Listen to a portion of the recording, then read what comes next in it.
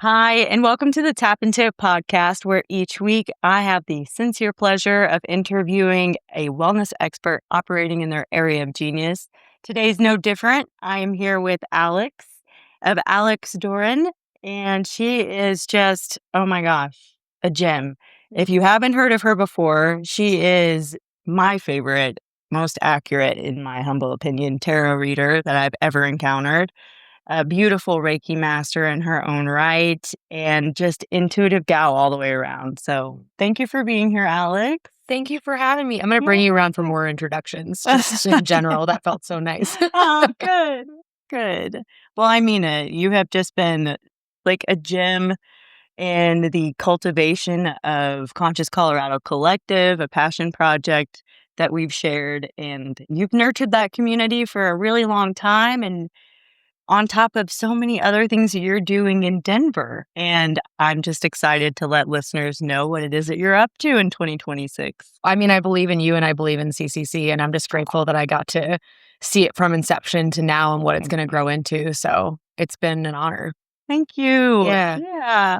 And I'm grateful that you're a part of it. I mean, this thing is a evolution, kind of like whenever it is meant to be, it's going to be. And I'm excited that you're there for it. For all of us, I feel like. Yeah. I'm like, whatever I'm meant to be, I'll just become. I've seen this evolution over this past year, as I was sharing with you privately, just through socials, because even though I always feel that we're connected no matter how often we talk, and I mean that most sincerely, it's really cool too, the storyteller that you are on Instagram, with some of your personal life gets flavored in there, which I always appreciate as a viewer, but also the things that you're doing in the community, helping with communities that are underserved, in my opinion, and also just the way that you've been giving back. I saw over 1,000 readings, Alex. Yeah, in 2 years. I know. It's one of those like pinch me moments too, where I always heard from like healers that were mentoring me and teaching me, back in the day, healers would give away their first 1,000 readings for free before they were able to like truly serve. And so the 1,000 number was like less about impressing anyone and just more of like an homage to like the healers that came before us. And I feel like when I hit that number, I thought something magical was going to happen. And then I realized that the entire time was just magic. And I think that number was just for me of like, yeah, I'm meant here to be in community. And this number hopefully pays, again, that honor to the folks that came before us and how they served, or no matter what their like spiritual tool was. For those who don't know, you're also a full-time professional. Yeah. So it's not like those 1,000 readings were in your spare time, right? No. But they were. What is spare time when you have a 9 to 5 and you accidentally talk to dead people as well? That part. Yeah. That part. Oh my gosh, I'm glad that you brought that in too. So let's talk about, before I get into numbers and statistics that don't even matter, because what's real, who knows? Yeah. But let's talk about what client sessions can look like for you. Yeah. Yeah. Especially now that it's been a while. I still have my 9 to 5 in tech. And something that was kind of interesting, and I'm glad you spoke to this, was in the last year, I had this moment of like, pick a niche and you're tech or you're spiritual or you're this. And then I just got really tired. Where it's like, why can't we just exist in the realm of everything happening all at once? And so for me, sessions look like that, which is, it doesn't matter where you are in life. It doesn't matter where you're in your journey. It's okay if you're a skeptic. If it's okay if you're more spiritual than me or whatever that looks like. But a session with me looks like being in the present moment and using the tools in front of us to get you where you need to go by the time you hit that door when you leave. And that can be through tarot, that can be through Reiki, through guided meditation. My philosophy is that as long as you come in open with your practitioner, and you're open to the present moment, the magic ends up happening, not because of me, but because of what we can hold together. Agreed. Yeah. Absolutely. And I love the way that you hold people. And I love the way that your team, specifically your guides, they don't BS, do they? No. No. I joke, I mean, I'm from Philadelphia, and so I joke that like my guides must also be from Philly. Because I think people think when they think of like guides and spirit and all those things, there's like a seriousness and a calm. And there is when it comes to our intuition, but your guides and your ancestors also have personalities and energy and flavors. And I love getting to experience that for my own team. Yeah. And then I also love experiencing it for clients. So when their grandma comes in, I'm like, oh yeah, she has some words. And in my ear, I'm like hearing her be so funny about, I told her not to date that guy and X, Y, and Z. And then you have the other ancestors that are that like calming softness that maybe that person hadn't experienced in their own direct family. Yeah. So the personality and fun of the other side like never ceases to amaze me. Me neither. Yeah. And the way that the authentic little nods that they give you so that you know who it is too, which is so cool. Yeah. And you're spot on every single time too, I have to say. And so for folks who are visiting Denver and they hear that you're having a pop-up event, Yeah.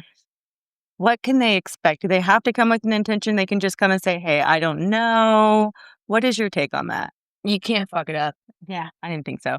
Truly, like, I think when people come into session, I love the intentionality of they're like, okay, I thought of questions on the way here. I have a list. And then I have other Yeah. folks that I joke just ragdoll, Yeah. which they just come in and they're like, I don't even know why I signed up. I just decided that Mhm. this was the right time. So when you come into session, whether it's with me or another practitioner, I hope you know that the space is for you. And sometimes trusting psyche and trusting the present moment of what's coming up is more powerful than you trying to control the environment. I think we're in a society and a time right now where everyone's trying to control everything in some way to remain sane, when in a lot of ways, I think surrender and presence is what's going to get us closer Yes. back to ourselves and source. So when people see that pop up or they see me and they walk over, I hope they know that they can just show up as is. And that's actually the only magic that we need. Absolutely agreed with you. Before you got here, I was pulling some cards with a friend who's new to tarot just for fun. My favorite deck is the Light Seers deck. Mm. And I was just like looking at all of this beautiful awareness and then being reminded that these are nice guides and tools, but also, do you find oftentimes that what's being conveyed on the cards from somebody who might be deciphering out of a book is not the message that's coming through for you? Ooh, I struggled with this before. I loved cards and I loved tarot and I loved all spiritual tools, but I feel like I was like using my head and not using my heart and my intuition when I was reading them. Yeah. And so when people are learning tarot, understandably, it's a lot of cards. Yes. So if you use a book and that helps you get where you need, I love it. But I would Yeah. also challenge people to sit with the card Yeah. and see what comes up, Agreed. because most of the time the tarot card is just the container and the message is actually already within you, but it holds the space for you.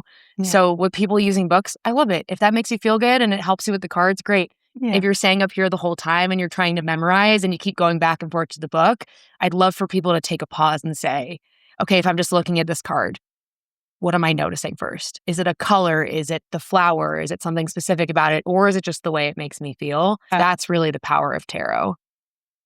Agreed. I love that. Thank you. Yeah. There's so much symbology in tarot, and that's what I love about it too, is that I think that guides give those little nods to, like you said, maybe it's the flower you're supposed to pay attention to that's relevant to the message coming through. But some of these cards can feel intimidating to folks, Yeah. like the devil card, for Oh, instance. one of my favorites. Mine too. I'm I like, can't just help tell it. me what I need It to can be be. fun. The devil can be fun. I hate to say it. I was like, it can represent the things that we actually like, we love, but we shouldn't do often. But can you give us some context around that, though, for folks who are like, "Oh, I don't wanna do that because the death card and the devil card." Okay, I'm gonna maybe take you on a longer tangent, but I think Please. it's worth it. I'm such a nerd about the cards because Yeah. tarot started as a playing deck of cards. So similar to we have like clubs and spades and aces, we have that also in tarot because it started in the 1500s as a way to play cards. So even like those cards, the majors of like devil and death and all these like feeling like intimidating cards were just trump cards for a game. And then over time, it kind of evolved from like tarotchi in like Germany and Italy to a divination tool. And so when people are scared of tarot, I kind of laugh a little bit of like, it is just still cards, right? Like, yes, there's Right. energy with the deck. Yes, it's used for spiritual and divination. But at the end of the day, it's just a tool like picking up playing cards. Agreed, yes. So I think when people are experiencing that major arcana, it's important to realize that each one represents a different facet of your life. Mhm. And good and bad, life has everything.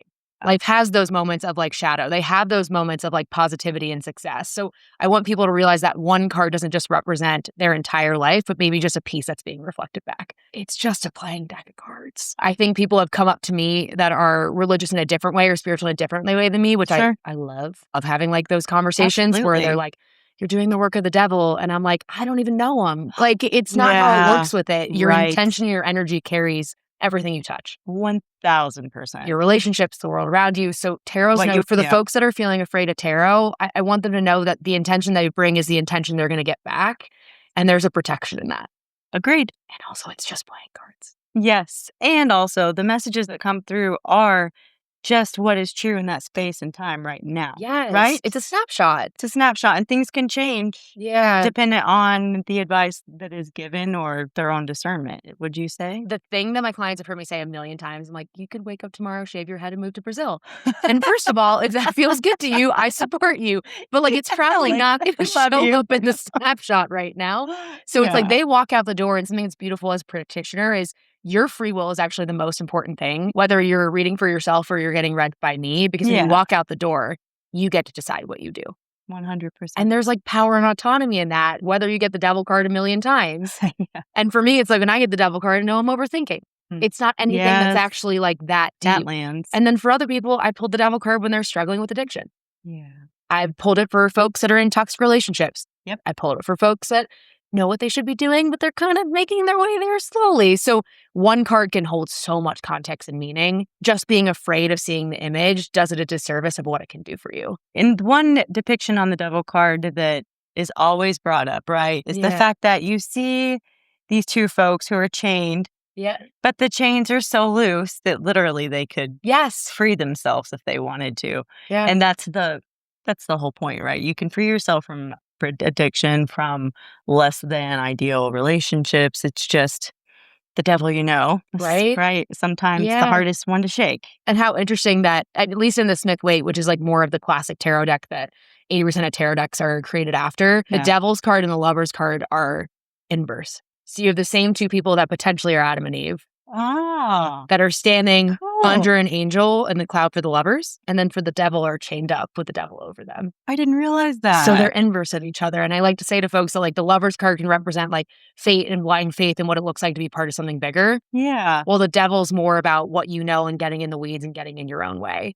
But those two things can be a really fine line when you're trying to find your own belief system. Oh, absolutely. And find your path. So I'm like, absolutely. The imagery looks so different if I pulled one or the other. I think it would come up with different connotations for someone, but I'm like, they're part of the same path, and that's why they're inverse. Yeah. Wow. Yeah. Thank you for sharing that tidbit of wisdom. That's incredible. I'm a nerd about the cards. I love that. I could see, though, how somebody could come to you at like for a 9 a.m. appointment and then be like, okay, now can we do some Reiki? Okay, could we please breathe? And then now it's noon. Do you ever have somebody who books a session with you like that as a package deal? Like, hey, let's start out with some tarot and lead into other modalities? Yeah, so it's interesting. I feel like I've been only offering like 1 or 2 types of sessions, like tarot, Reiki, or both. And something that's been really cool is shifting into what people need.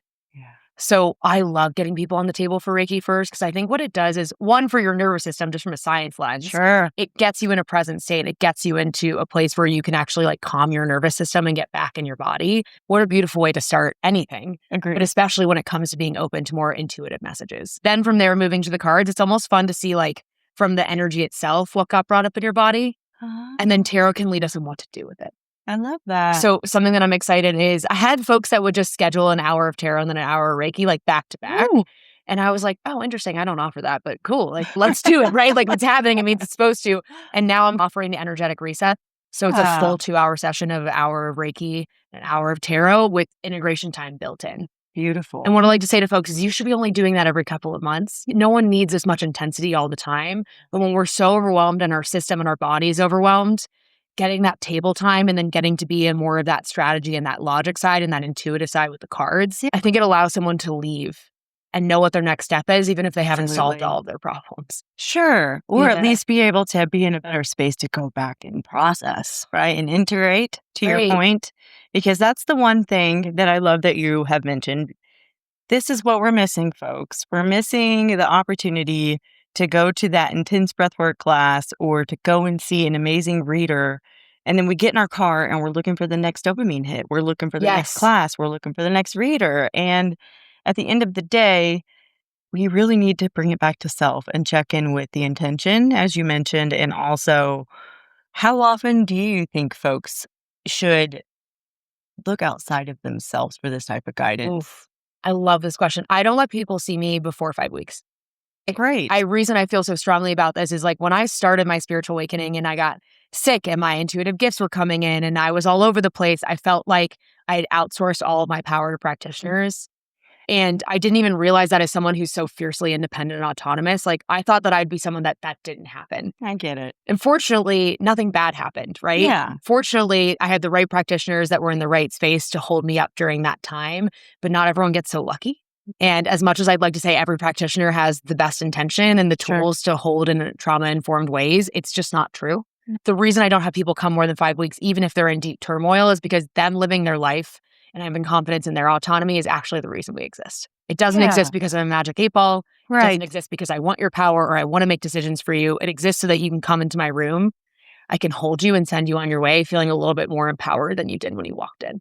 Oh, Alex, thank you. And that is exactly what I think somebody that is practicing with ethics and integrity, in my opinion, right? Yeah. Would try to. And I'm sure that you have those that are one-offs or what have you. Yep. But also, I think it's super important for folks to be self-reliant and exercise that autonomy. And also go and do the work that you were just informed by your team and by Alex's before you come back and ask for the other work. It's kind of like when somebody's in the gym and they're like, okay, I don't have abs yet and it's week 4. And it's like, well, keep going to that same class. Keep going to that same class.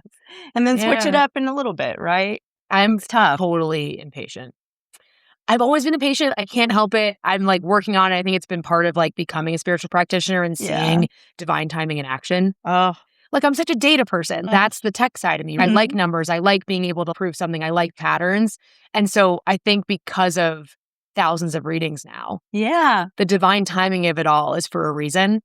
And so if you're pushing and pushing and pushing and you're like, I'm going to change in a month or I'm going to change in 6 months, you might be doing yourself a disservice of the lessons and the people and the things you need to encounter. Like the pause. To actually embody that. Yes, exactly. And I think that comes with folks that maybe you come in the room 5 weeks later and they're like, yeah, I didn't do any of the things. Okay, that's beautiful. Thanks for letting me know. And also, can you be a little nicer to yourself? Because I have a funny feeling that's a part of it. And that's the only reason I have such a big reaction about it is because can you be kind to yourself? And a lot of times I think that well-meaning folks, and I have been one of those who have seen a provider of whatever flavor. And then especially when it comes to like Ayurveda, sorry, Samantha, call myself out. Like, can you please put in your chart what you ate yesterday? Oh, yeah. No, like, not gonna be me. No, can't do it. Yeah, I'm really sorry.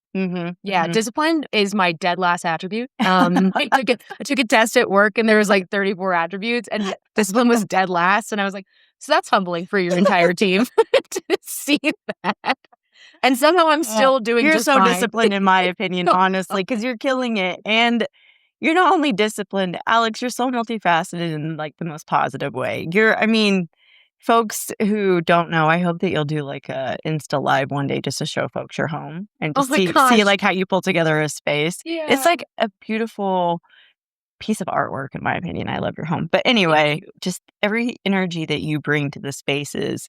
So let's talk about the work that you're bringing into the community because you've partnered with quite a few folks along the way. And I want to start wherever feels most appropriate to you and your partnerships. Yeah, I think there's a lot of silent work behind the scenes, which I really appreciate. And then there's a lot of like out loud work. And something that's really important to me is especially being in a more corporate 9-to-5 and being in tech for 10 years. Something that I feel very passionately about is folks in the community getting paid and having the right publicity around the work that they're doing. And so for me, I love partnering with small businesses. I love popping up at shops. I love working with markets that have these incredible people that are community builders, that are creating these spaces for people to come and enjoy and discover something new. And I mean that spiritual and non-spiritual. Agreed. Something that's been fun for me is like popping up in spaces where it's not spiritual in nature and it's not metaphysical. Yeah. Because I find that's actually the people that we need to start like bridging the worlds. Agreed. And then I think on the silent lens, there's a responsibility and an opportunity for practitioners to be in service for folks that find them. I have some folks that save up paychecks to be able to come get a tarot reading. And I think it's my job to have accessible sliding scale and also make sure they have a space for them. Yes, we're in a world that's getting increasingly more expensive, but there's ways of being abundant and having that money and also serving in a ways that are accessible to all people. I agree. But I think I had to learn that through being in like very capitalistic 9-to-5 structures. Yeah. And seeing the wealth there and seeing the opportunity and thinking like, oh, well, if it's available to them, why isn't it available to the incredible community members and small businesses in my life. Yeah. And I think it's just a lack of bridging in language. So I do too. even though, yes, I Yeah. talked to your grandma and we talk cute about recipes on the other side. And like, yes, I love tarot. I think at the end of the day, my North Star is showing people you can exist in all facets of your life Yes. and be spiritual as fuck. Absolutely. It's both. It is bold. We are, again, multifaceted beings, and we have a job to do while we're here in this Yeah. incarnation. And a part of that job is just to be a part of the experience. Yes. 100% in it. And I see you doing that when I see you at the Shatter Stress events, when Yeah, I I see love you at her. the Ignite Your Aura Yeah. events. I wish I Yeah. was closer to Denver because you guys are really out here supporting each other. And that feeds my soul, and you're feeding the community, Mhm. and you're helping to highlight each other's voices, which is the whole hope behind, CCC is to rally as a team and community as rebellion. And I just Right. love learning that there's pockets of us doing these things because it matters. Yeah. And it's what you said about identifying the wealth that exists, not Mhm. just in America, just between the exit that we're currently at Yeah. and the one where you're going to drive back to in Denver, Right. between Colorado Springs and Denver. And there is enough for all of us. There should not be scarcity mentality. And also, these people who are well meaning and are entrepreneurs and holding space for people on the regular deserve the right amount of compensation. Yes. So, hopefully, with better languaging, we'll be Yeah. able to build some rapport around these things and to get some support in the community because it's so needed. I agree. And I mean, healers used to be traded for meals and services and healings Yes. like from the community. I think we forget that the model back in the day was that we would have these spiritual practitioners so embedded in community. Yes. I even think about it in more traditional, like religious lenses, which is like not where I'm at. But I love that if you think about priests and other people, like they would have community spaces. You can go anytime. You could receive support. They would get fed. We don't have that system anymore. No, we don't. Not unless you're part of a big church. And I think that we do need to have third generational spaces, to your point, to where, Yeah. because there's caregivers who are taking care of grandparents who have burnout and want to be around other people. And so does a grandparent. But where do you go that's convenient enough to be able to be accessible and also to want to be there? We lost the plot. We did. We lost the plot on Mhm. community. And I think something that is so important is you can take care of yourself and make sure that you're taking care of like your space and your energy. But if that means isolation, Yeah. I encourage you to think again Thank and you. think about what does it look like when I get out of that really deep healing place to be back in the world and be back in community. I know for me, again, talking about that spiritual awakening 4 years ago, I could barely get off the couch.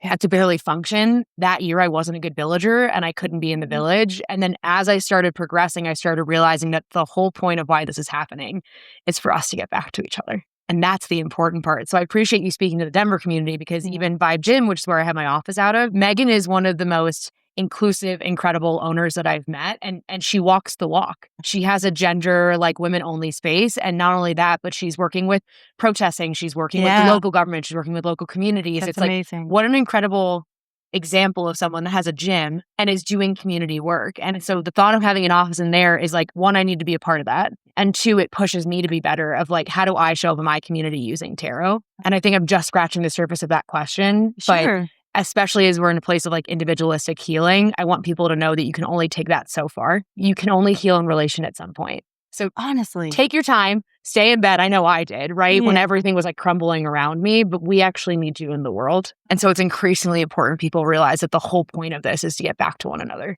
Thank you for saying that. Getting out in community is an exercise in trusting yourself and in Yeah. being vulnerable. And I think that we would be totally remiss if we didn't mention the fact that each of us takes a chance, even if it looks easier for others to walk into the coffee shop or to walk into the event that you don't know anybody at. We all put ourselves out there when we're in community, and it is a worthwhile cause. Yeah. And continue to do it, because for those introverts who need drug out of their home forcefully, Yeah.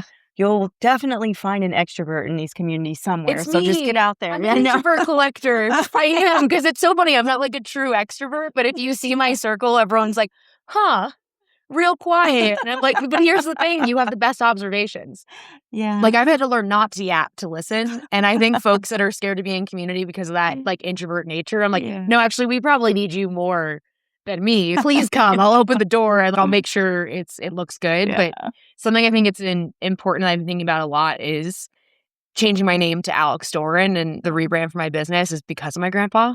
Yeah. And something that I found interesting is that his whole thing growing up is like the best thing you can give someone is your time. So he really wasn't into like gift giving or all those things, but he taught me to read a book. He like taught me how to ask big questions about life, and he would take the time when I was 5 to answer them. And I think that name Doran really represents that. But as I've gotten older, I found out so much more about him, like what he did silently. My mom's like, oh yeah, he's built like a lot of libraries across universities in the US. And I said, eh. I'm like, Wow. well, why didn't he ever tell us? She's like, oh, he just wanted to be in service. And so sometimes when I think about what community looks like and what my service looks like, I think about him and how he just exuded it and like the safety he had just from Yeah. existing and being in collaboration with something bigger than him, even No if him and I kidding. use different words. No. But that at the end of the day is the important part of like, how do I be in service and how do I protect this community? And for me, that looks like, how do I bring these more traditional 9 to 5 capitalism tech skills and bring them to the spiritual community for us to realize that we can't be isolated from what's happening? Yeah. There's like a lack of business language in the spiritual community, not to do us a disservice, but No. because they are worlds that typically collided in the past. Right. Again, nor that they need to. We used to be in huts and we used to get fed. So it's like, I understand the evolution. And now it's time for us to actually step up and have businesses that not only sustain us, but allow more people to follow our path. I know for me, when I quit my first tech job when all this is happening and I got really sick and I started my business, it was really scary and it didn't actually feel that good to me. And I think because the language in the community is like, pick this or that, I thought quitting my job and taking the leap was going to make me feel like, okay, this is me showing spirit or something bigger that I'm committed. And then it ended up just causing more panic for me. And so when I went back and I ended up taking another 9 to 5, I felt like a failure.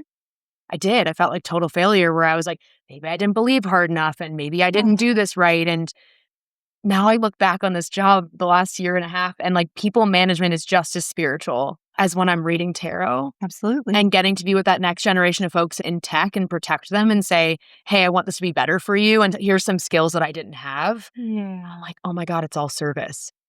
And so I wish more wellness practitioners knew, like, if you want to take the lead and quit your job, heck yeah, do it. Also, if you're in service in different ways and you're in more traditional industries and you're using your skills in that way, cool, we need it there too.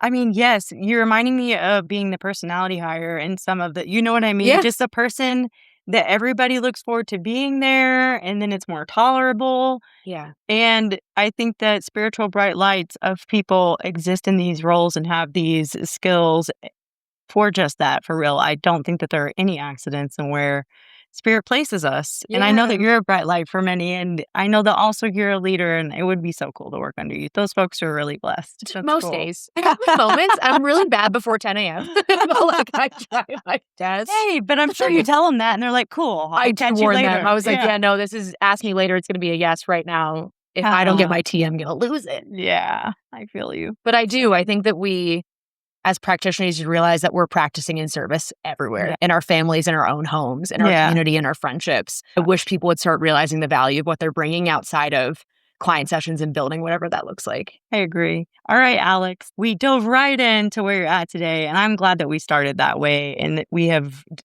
covered so much ground in a short amount of time. But let's take it all the way back. Yeah. Let's take it back to what kicked off your spiritual awakening journey that led you into this sincere duality in your day-to-day now? It's interesting because I knew I had intuitive gifts as a kid, but you don't have language for that when you're little. And so seeing spirits on the other side and getting intuitive messages and like those gut feelings in my body was like so natural to my upbringing. And then as I got older, the more afraid I became. One, because of the reactions to people around me. When you say, oh, I saw this person, and they're like, okay, well, that person just passed. What are you talking about? When you have experiences that you can't describe and you have nowhere to go to learn it, it becomes really scary. So I shut it all down. I shut it all down. Intuitive things would happen. I look back at that thread throughout my 20s, even before that, when I was like a teen, and spirit and intuition was always there, but I just tucked it away and I just focused on something that felt more reasonable. I think the spiritual awakening 4 years ago was really interesting because I was in a lot of ways at the height of my career. Like I had done all the traditional things that you're supposed to do, I was successful, I was doing well, I had this big job, and then my body gave out just completely. And I don't think it was only overworking. I think it was not listening to what I knew the whole time, which is this isn't how I was supposed to be showing up in the world. Mm. And so I got vertigo so bad, I ended up having to take a 3-month sabbatical away from my corporate job. And my grandma died, who was my best friend. My mom went through major surgery. It just felt like there was so much around me reminding me of what actually mattered in life. And my body gave out before my mind could. I'm stubborn. I'm actually really grateful I got sick. I wasn't at the time because no doctors had answers. I've been to like almost every neurologist specialist like in the Denver metro area. I've been to every urgent care, every ER trying to get answers. I couldn't get any. And I was already going to this amazing woman, Rachel, who's an Invoke Body Work for massages. And I knew she did intuitive work. But it wasn't until I walked in and started telling her what was happening to me that she said, hey, this happened to me 10 years ago. I can help you. And so energy work and tarot and all these more like spiritual tools were actually the only reason I physically got better. And in a lot of ways, as a skeptic, I don't think I would have believed this work was real unless it actually healed me. I agree. I wouldn't. I agree. Again, I'm a data person. I can't help it. It wasn't until Reiki got me back on my feet, literally from vertigo, and all these spiritual tools started putting me back together piece by piece in a way Western medicine just didn't have answers for yet, that I think that spiritual awakening really began. And then from there, it's been a really beautiful struggle of figuring out, what do I do with this entire life I just lived and this entire new one that's emerging? And I wish people would know when they're going through it that no one's asking you to pick one or the other. They're asking you to get really quiet. Just to get really quiet and say, maybe all this doesn't make sense yet, but if I just keep taking care of myself and I keep finding the right practitioners and communities, that all of this will start making sense. Because now in the last year, I'm like, yeah, I do all of it. I exist in all of these worlds. And I think my spirituality, my spiritual awakening is, how present can I be in this moment to listen and serve in the ways that I can, regardless if it's a meeting or it's my own business sitting with clients. Is it a hard conversation with my mom that I'm trying to be present and learn how to be in community in a different way? Is it with a friend that calls me and they need me in that moment? All of this is spiritual awakening. All of this led me to a more spiritual life. So it's been interesting to see how to exist in the world with all of these things that I know and don't know at the same time. You were able to take something that life-changing and wrap it up in such a pretty bow for folks, which is great, because I had the pleasure of meeting you during the time of your recovery from the vertigo and during Reiki training, your Reiki 2, I think it was at that time. And my goodness, Alex, I think you were always with it, sincerely. It's really cool, though. I think you're spot on with the fact that we shut these things down and then spirit just says like, no, you're back over here. Oh, yeah. And if we won't listen, then the body will submit us, quite literally, right? Yeah. And once the physical healing, spiritual healing began, I think it was my ego that needed to work. Yeah. Because it was really easy for me to walk up and be like, oh, I work at Google. And in society that has like a specific connotation to it, instead of being like, oh, I'm a professional tarot reader and medium. And they're like, oh my God, the crazy woman's here. And so there was something about ego that came after the awakening that I think I was less prepared for. Okay. Which is, we need to have more pride in the work that we're doing. Absolutely. And the gifts that we have. And we need people with that confidence to be in the world to give it a different name. First of all, it wasn't our fault that the name has a weird connotation to begin with. No. And it's our responsibility as practitioners to come in and say, actually, I take a lot of pride in this and I would love your curiosity. Because that's going to pull in like other folks out of community that's used to us into a new way of thinking. And who knows what they take out of it. Yes. I wish I knew the name of these continuing education classes that are occurring that are bringing tarot into psychology training now, right? You've heard of this? Yeah, I have. Which I think is really cool and fascinating that these tools are being utilized in that way, but also that people in mental health work are realizing and recognizing that these spiritual attributes are present and we can't just dismiss them in order to help treat the person in front of us. I agree. And I think we have this idea of this psychic with a crystal ball and like call in, like, this is what I see, by the way, sexy, love it. I do call too. in. And I think it's important to note that people might come into tarot and it might not be psychic at all, it might not be futuristic at all, but it's a tool for change. And it's a tool for reflection and to shut down the outside world for 30 minutes, an hour, and get you in your body and thinking. And that's going to change the way that your brain is thinking if you take it and you believe it. So to your point, it's spiritual, but it's also science. Sure. Like we can only always describe the neuroscience like manifestation and brain wiring and all of these things. It's like if tarot is a tool to get you there, well, that's kind of magic too. It really is. I like that you bring it back to that, because there's one thing that I was sharing with my friend earlier when I was doing the cards, and it was like, the worst thing that most folks do when they're playing with the cards, and I know you see it coming, is like, nope, not that card again. Nope, again. No, but for real this time, right? And Yeah. just the acceptance. And then also, you build this relationship, I think, when you're doing it for yourself, and correct me if I'm wrong, of just getting more and more honest with Right. yourself and being able to accept what's being presented as data so that you know what to do with it, I right? agree. Also, I can't read for myself.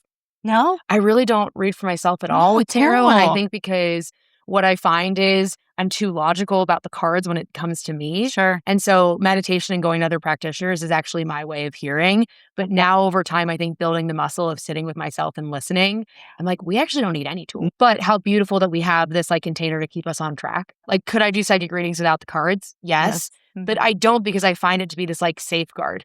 Yeah. Of like, "Ooh, why is this card making us uncomfortable? How do I sit with that a little bit deeper?" As opposed to when the feeling comes up in meditation, yes, I have the muscle now to sit with discomfort. When I started, I didn't. I was like, "Oh, no Sure. problem. We'll just keep going and see what else comes up." Yeah. So I appreciate that because I mean, my business model is terrible because I'm like, I don't want you to need me by the time our work is done. That's a And real healer. I hope so. I hope more people realize that. I think folks almost graduating from your modality and graduating from your space is a sign of success for you and the individual. Because I'm so excited to see what you choose next and what space you need next, because that's evolution. Girl, yes, Yeah. exactly, and this is why you're one of my very favorite people, because the integrity is always there and the authenticity too. I just love that you're able to bring it back to yourself when you need to too. You've been a great example is what I wanna say of somebody who exercises self-care and boundaries in a way that is so necessary and in business and in intuitiveness, and I think that is another thing that's really important for those folks who, in whatever professional capacity, and to your point, it can be any field of reference. I mean, I remember my ISSO like really helping me out with some stuff Yeah. before. Like, sit down, let me tell you about this thing. Showing up in authenticity and being willing to just receive and also to deliver messages on behalf of spirit, no matter where you're at. I mean, we're all capable, aren't we? Yeah. Oh my gosh. Yeah. I Yeah. think people forget that too of like, oh, I need to go get an answer. So let me like sign up for this. That's beautiful. That's why we're here. We want to Yeah. support you and love you in that. And you probably already know. Yeah. And whether that's Yeah. tools or going for a walk or driving your car and listening to your favorite song 3 times, I think we've overcomplicated our Yeah. ability to connect with something bigger than ourselves. And I appreciate that you also bring up boundaries because I think something that I wish I knew in this last 4 years of this awakening and what it looked like was my boundaries changed. They had to get a little bit more intense and harsh. Then they got a little bit softer. Then they found their way. And with that, the community around me and the circle around me changed. And some of that was my own catalyst. And some of that was because I couldn't show up in the ways that I wanted to when I was figuring all this out. And I wish people knew that when you're in it and you're losing people and you're gaining people, it's okay to mourn, even if you're on the right path. This is the best my circle has ever felt. And I'm still mourning some folks that I thought would be here. And that's part of, I think, the spiritual awakening and path and journey as well. Sure, because each of us are on our own trajectory and we all are going to learn things from one another. And to your point, that doesn't mean that we get to be so close in our spaces and vibrate around one another all the time. And it is tough too. I agree. There's people that I thought would still be here on this journey now and aren't. And Right. with love, also totally understand.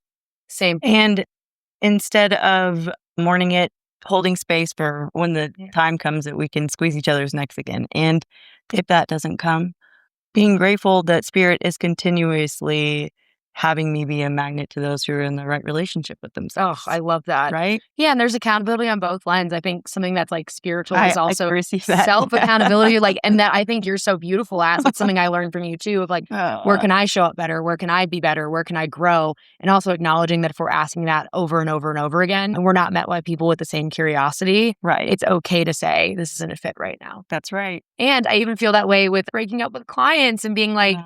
I'm always here for you. I'm always on the space, but you're ready to fly. Launch. You're ready to fly out of the coop. It's time. And they're like, are you breaking up with me? Aw. I'm not breaking up with you. You're graduating and I'll always be here. I wish we also talked about more that like white knuckling and the lack of surrender shows up in relationships with the people in our life and the people like in our clientele. And what spiritual is like allowing flow to see who comes and who goes and letting that be. It's true. And it's also hard. It's so hard. All of this is hard right now. It is hard right now. And then on the flip side of it too, I just saw an interview with Serena Williams. I think she was talking to Venus, her sister, and she was talking about how before she goes to bed at night, she'll think to herself, something wonderful is going to happen to me tomorrow. Oh, I love that. And she wakes up the next day, and the example that she gave was she's like, I went to Walmart. And there was a parking spot open right at the front. She's like, that's a wonderful thing. And so I like say to folks, I'm like, it's not toxic positivity to hold duality with the mourning and the loss and the changing of your life of being a part of the spiritual path. And also it's okay to train yourself to enjoy the smaller things while it's all happening, but you don't have to pick one or the other. I think that's actually where the magic is in the mundane. Oh, yes. Literally. I mean, you can make the experience of eating a strawberry magical, and that really is a gift when you glean that awareness. And we don't all have that every moment of the day, but those micro moments of when you catch the sun rays just that one way, you know, when you're on 25 and Spirit says, breathe. And now look at Tawa. Look at the mountains.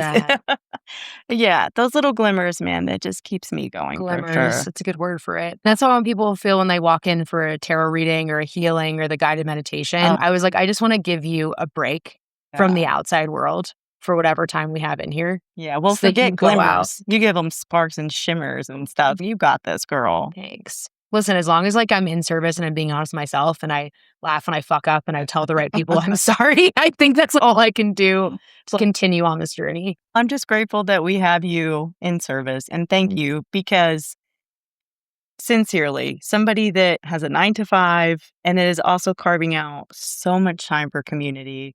And if it was for a buck, it would be different, but it's not for a buck. You're out there putting your time, effort, and energy and making sure that you're supporting the right causes. And I think that it's a huge gift. And I hope that folks that are close to you will take advantage of it. And I'm just always honored to get to sit down and talk with you, Alex. So anytime you want to come back, please come and fill us in on what it is that you're doing, how we can support you and promote you, and what you're doing in Denver. And yeah, I just love sitting down and talking with you. Right back at you. Thank you for creating the space. And I think us committing to showing up, good things only come from here. So I appreciate you. Oh, thank you, Alex. And for folks who want to get in touch with Alex Doran, I will place all of those contact links below.